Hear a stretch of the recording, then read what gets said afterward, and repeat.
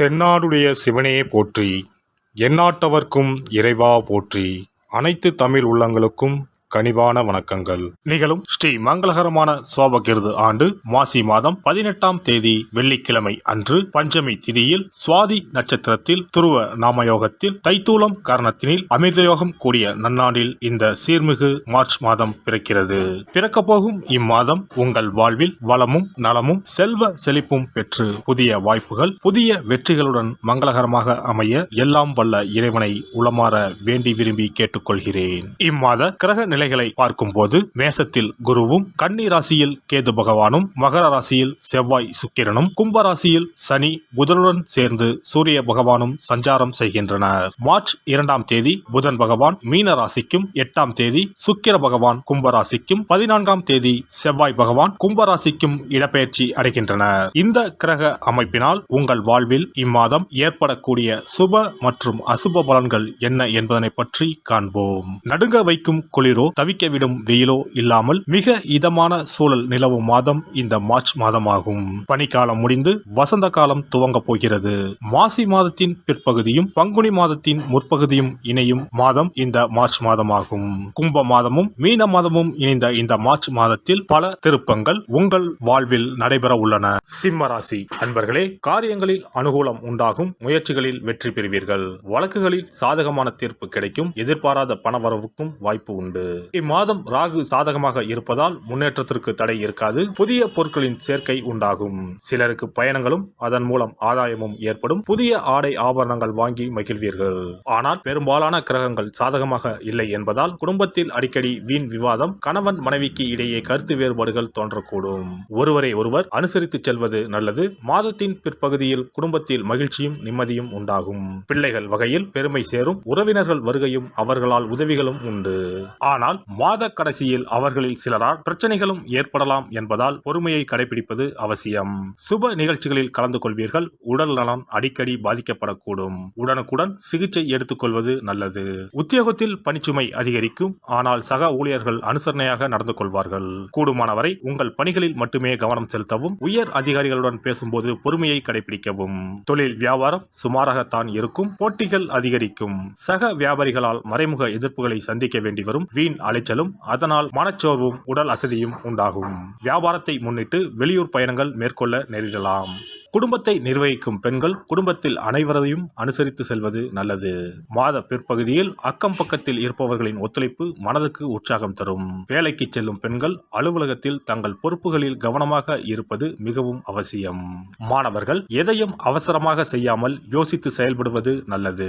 கல்வியை பற்றிய கவலை குறையும். கலைத்துறையினருக்கு அனைத்து வகையிலும் நன்மைகள் கிடைக்கும். நீண்ட நாட்களாக இருந்து வந்த சுணக்க நிலை மாறும். வீண் வாக்குவாதங்களை தவிர்ப்பது நன்மை தரும். அரசியல் துறையினர் எடுக்கக்கூடிய ஒப்பந்தங்களை நன்றாக ஆராய்ந்து முடிவுக்கு வர வேண்டும். வெளிநாட்டு ஒப்பந்தங்களை பெறுவீர்கள். லாபம் பெருகும். மேலிடத்தின் கனிவான பார்வை கிடைக்க பெறுவீர்கள். மகம் நட்சத்திரம் இந்த மாதம் தொழில் வியாபாரத்தில் இருந்த போட்டிகள் விலகும். கடன் பிரச்சனை தீரும். ஆர்டர் பிடிப்பதில் இருந்த கஷ்டம் குறையும். உத்தியோகத்தில் இருப்பவர்கள் எளிதாக பணிகளை செய்து முடிப்பார்கள். மேல் அதிகாரிகளின் ஒத்துழைப்பு கிடைக்கும்.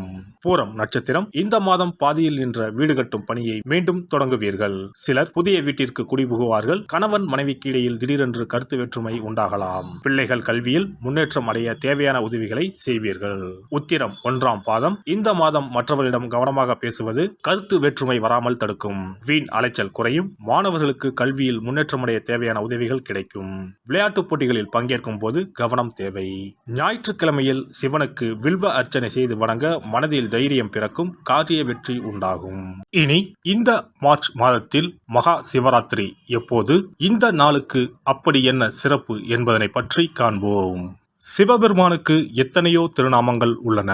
அவற்றில் மிக உயர்வானதாக சொல்லப்படுவது மகாதேவன் என்ற திருநாமம். மகாதேவன் என்றால் கடவுள்கள் அனைவருக்கும் மேலான கடவுள், கடவுள்களுக்கு எல்லாம் தலைவன் என்ற பொருள். சிவாய நம என சிந்திப்பவர்க்கு அபாயம் ஏற்படாது என்பார்கள். அப்படி கர்ம வினைகளில் இருந்தும் அனைத்து விதமான துன்பங்களில் இருந்தும் விடுபடுவதற்கு சிவனே கதி என சிவபெருமானை சரணடைவதற்கு ஏற்ற நாள் மகா சிவராத்திரி தினமாகும். மகா சிவராத்திரி நாளில் சிவபெருமானை முழு மனதுடன் உண்மையான பக்தியுடன் வழிபட்டால் நம்முடைய வேண்டுதல்கள் அனைத்தையும் சிவபெருமான் நிறைவேற்றி வைப்பார் என்பது ஐதீகம். கவலைகள் நீங்கி காரிய வெற்றியை தரக்கூடிய நாள் மகா சிவராத்திரி விரத நாளாகும். சிவபெருமானுக்கு உரிய அஷ்ட விரதங்களில் மிக முக்கியமானது மகா சிவராத்திரி விரதமாகும். சிவபெருமானின் அருளை பெறுவதற்குரிய மிக உன்னதமான புண்ணிய நாளாகும். ஒவ்வொரு மாதமும் தேய்பிறை சதுர்த்தசி திதியில் வருவதை மாத சிவராத்திரி என்றும், மாசி மாதம் தேய்பிறை சதுர்த்தசியில் வருவதை மகா சிவராத்திரி என்றும் கொண்டாடுகிறோம். நாடு முழுவதும் சிவ பக்தர்களால் கோலாகலமாக கொண்டாடப்படும் விழாக்களில் மகா சிவராத்திரி விழாவும் ஒன்று. இந்துக்களின் மிக முக்கியமான விரத நாட்களில் இதுவும் ஒன்று. முப்பெரும் தேவர்களில் ஒருவரான சிவபெருமானுக்குரிய ராத்திரியாக சிவராத்திரி கொண்டாடப்படுகிறது. இந்த ஆண்டு மகா சிவராத்திரி விழா மார்ச் 8ஆம் தேதி கொண்டாடப்பட உள்ளது. அன்று இரவு 8:20 மணிக்கு துவங்கி மார்ச் 9ஆம் தேதி மாலை 6 மணி வரை சதுர்த்தசி திதி உள்ளது. இதனால் மார்ச் 8ஆம் தேதி இரவு 8:30 மணிக்கு பிறகே சிவராத்திரி பூஜை துவங்க வேண்டும். சூரிய பகவான் கும்பராசியில் பயணம் செய்யும் மாசி மாதத்தில் தேய்பிறை சதுர்த்தி நாளில் முதல் நாள் மாலை துவங்கி அடுத்த நாள் காலை வரை சிவனுக்கு தொடர்ந்து 4 கால பூஜைகள் செய்யப்படும். சிவராத்திரி அன்று இரவு முழுவதும் கண் விழித்து சிவ வழிபாடு செய்து அபிஷேகம் ருத்ராபிஷேகம் செய்து சிவ மந்திரங்களை உச்சரித்து சிவனின் அருளை வேண்டி பிரார்த்தனை செய்ய வேண்டும். ஆன்மீகத்தில் உயர்ந்த நிலையை அடைவதற்கும் துன்பங்கள் மற்றும் பாவங்களில் இருந்து விடுபட்டு மோட்சத்தை அடைவதற்கும் ஏற்ற நாள் இதுவாகும். மகா சிவராத்திரி அன்று அதிகாலையில் எழுந்து புனித நீராடி வீட்டை சுத்தம் செய்து பூஜை அறையில் விளக்கேற்றி வைக்க வேண்டும்.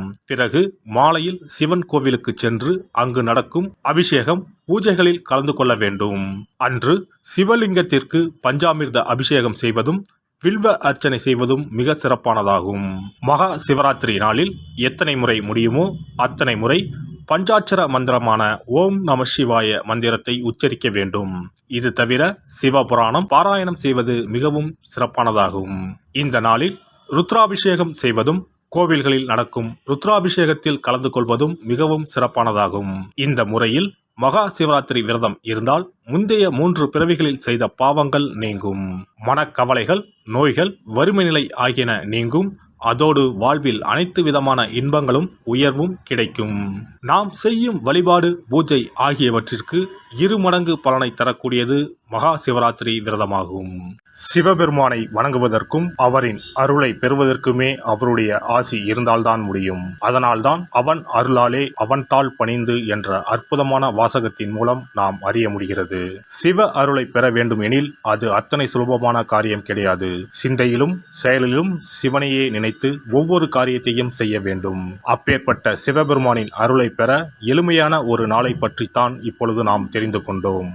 எல்லாம் வல்ல இறையருளால் நீங்களும் உங்கள் அன்பு குடும்பமும் உடல் நலம், நீலாயுள், நிறை செல்வம், உயர் புகழ், மெய்ஞானம் ஓங்கி வாழ்க வளமுடன். இந்த வீடியோ உங்களுக்கு பிடிச்சிருந்தா லைக் பண்ணுங்க, ஷேர் பண்ணுங்க அண்ட் சப்ஸ்கிரைப் பண்ணுங்க. பக்கத்துல இருக்க பெல் ஐகானை கிளிக் பண்ணுங்க. நன்றி, வணக்கம், வாழ்க வளமுடன்.